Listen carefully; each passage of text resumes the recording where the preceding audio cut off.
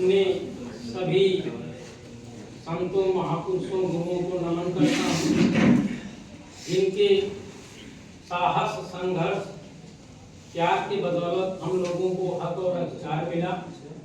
उसका उपयोग करके हम लोग आज यहाँ पर उपस्थित हुए हैं।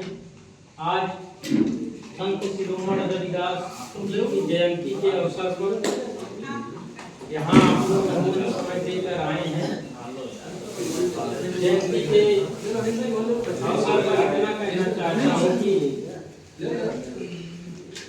हम लोग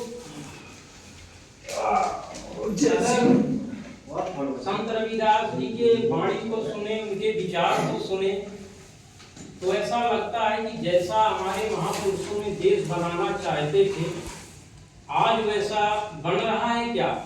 अगर नहीं बन रहा है तो हम लोग उनके एक अनुयायी होने के नाते उसमें क्या कर रहे हैं?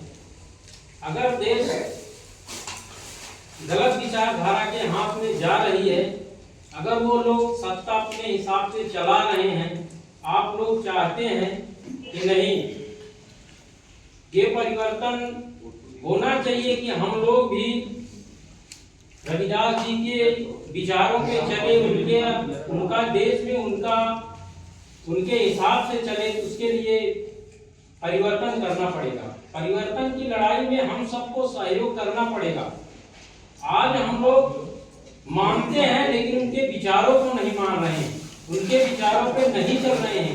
इसी का परिणाम है कि आज असमानतावादी विचारधारा हम लोगों के ऊपर हावी होता जा रहा है। यहाँ तक कि भीमराव अंबेडकर ने जो हम लोगों को मौलिक अधिकार संविधान में दे के चले गए, आज हम मौलिक अधिकारों को सुरक्षा करने में नाकाम होते जा रहे हैं। तो इसका एक दूसरे के ऊपर दोषारोपण न करके हम लोग क्या कर रहे हैं? हम लोग अपनी विचारधारा के लिए लड़ रहे हैं क्या? यानी नित्य प्रतिदिन हमें देखना पड़ेगा कि हम अपनी विचारधारा को मजबूत कर रहे हैं कि असमानतावादी विचारधारा को मजबूत कर रहे हैं। अगर आप लोग असमानतावादी विचारधारा को मजबूत कर रहे हैं तो इसका मतलब ये हुआ कि हमारे महापुरुषों का अपमान कर रहे हैं।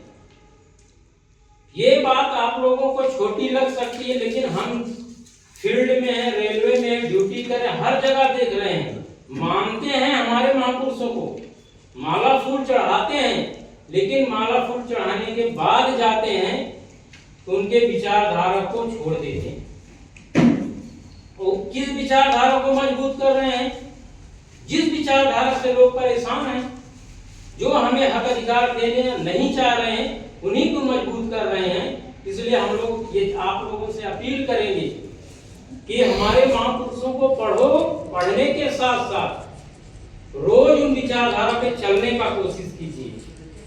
तभी जो है हम अपने विचार जो महापुरुष हुए हैं उनको वास्तव में हम श्रद्धांजलि दे पाएंगे और उनके विचारों का भारत बनाने के लिए कामयाब हो पाएंगे। इसी शब्दों के साथ ज़्यादा समय ना लेके, समय अभाव के कारण हम लोग इसी अपनी बात को विराम देते हैं।